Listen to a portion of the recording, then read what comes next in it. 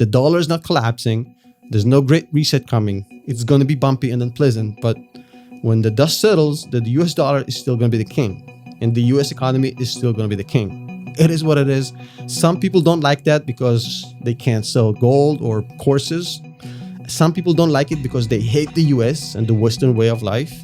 But for both, I say, kiss my white.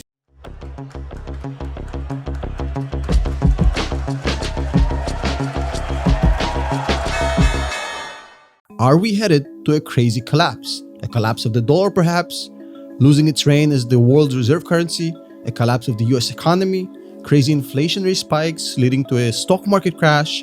Is this the beginning of a cataclysmic failure event that we need to prepare for? Obviously, we just saw a bully go after a weak kid. I mean, we saw Russia go at Ukraine. We can't just ignore it. So we sanctioned them. That's the only thing we could have done. There was no other choice. I mean, we couldn't just not react. It's been called the nuclear option of sanctions. Western allies have banned several Russian banks from SWIFT in response to its invasion of Ukraine. So the question here is this whole thing going to backfire on the US, collapsing the dollar, essentially also taking away the dollar's prime position as the world's reserve currency? I don't believe the renminbi will be a viable reserve currency quickly. But I do believe it'll happen much faster than anybody expects. Now, I'm going to tell you right away, because I like to give the bottom line in every one of my videos. The truth is not as dramatic as the question may suggest. Is this kind of the great reset and is this the great collapse? Not entirely, not exactly. It's not as dramatic. The truth is always a little bit nuanced. Russia and Ukraine are basically mega superstores of commodities. We're going to go through the list in a second, but they dig up shit from the ground and they sell it to the West. How will this impact Russia as far as will Russia go running to China and perhaps them with more countries like, say, India, start their own system to rival SWIFT? Maybe their own currency standard for commodities, like we have the petrodollars. Maybe for commodities, they're going to use yuans, or maybe rubles, or maybe rupees, or maybe Australian dollars. So the question here is the backfire element of these whole sanctions might be Russia, China, and maybe other countries joining to create a rival reserve currency to the US dollar. So Russia and China potentially creating a SWIFT alternative. Is this plausible? Very much so. In fact, they've done one. They've created one, and it's almost a no-brainer at this point. SWIFT is no longer going to be a monopoly. That's kind of a given. And I don't know if it's a good thing or a bad thing, but at least for China and Russia and anybody who wants to be on their side, cutting people off of SWIFT is not going to have the same impact as it had just before these sanctions, because they're essentially creating their own alternative system for anybody who hates the West, I guess. Now, the other question is, will they create a standard to essentially trade in commodities, because Russia is the commodities warehouse of the world, right? That's going to be de-dollarized and going to be based on the Chinese yuan maybe, or the ruble or the rupee, and will certain countries join and dethrone the dollar?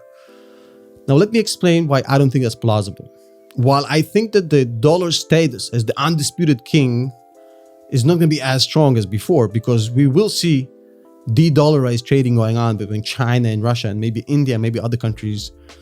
The thing is that the dollar has, at least the US dollar, has a cheat code, because the US dollar since 1974, and thank you Richard Nixon for that, is basically insulated from inflation, from a collapse, from any sort of dethroning attempts.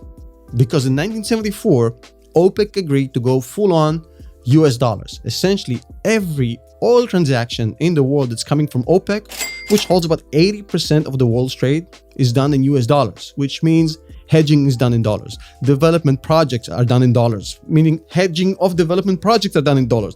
Everything that has to do around the world oil trade is basically done in US dollars. 80% of it is done in US dollars. Now, Russia going aside and starting their own thing with China is not going to be pleasant, obviously, but it's not going to change that, because look, that solidified the US dollar's position as the world's reserve currency. So the question is, will OPEC ever agree to change that and to go with the Chinese yuan? Well, for that, you need a few things that China and Russia can't deliver. It's as simple as that. For a currency to challenge that, for OPEC to agree to that, that needs to be a currency that's located in a country with the, rule of law.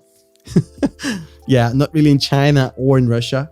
With safety for investors, I mean, the Russian stock market has been closed for 2 weeks. I mean, they're disallowing people to take their own money out, not to mention what's going on in China, where they make billionaires disappear and, just erase companies.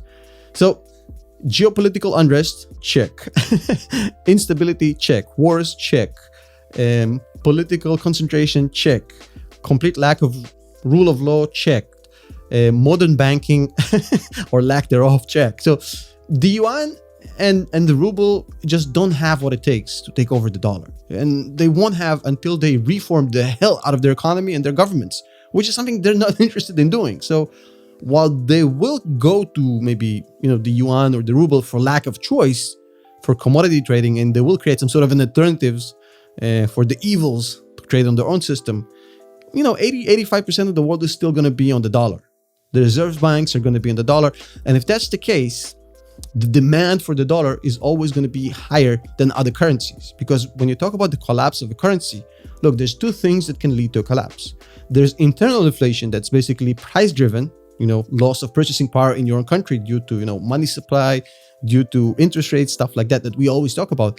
But the other thing is how the currency is traded versus other currencies.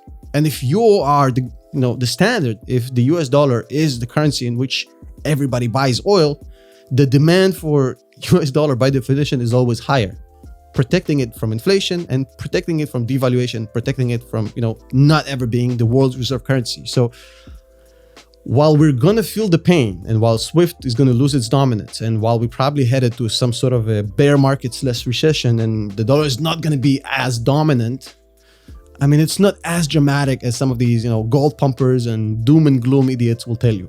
The dollar is not collapsing. There's no great reset coming. It's going to be bumpy and unpleasant. But when the dust settles, the US dollar is still going to be the king. And the US economy is still going to be the king. It is what it is. Some people don't like that because they can't sell gold or courses. Some people don't like it because they hate the US and the Western way of life. But for both, I say, kiss my white Lada. See you tomorrow.